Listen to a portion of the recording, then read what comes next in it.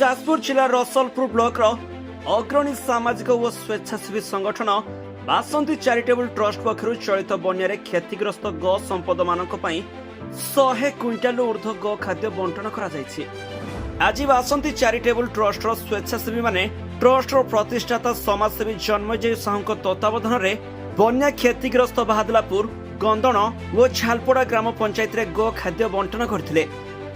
बन्या गो संपद नाही नथिबा असुविधार सम्मुखीन हेउथिबारु ट्रस्ट पक्षर सहायतार हाथ बढ़ाई समाजसेवी जन्मजय साहू।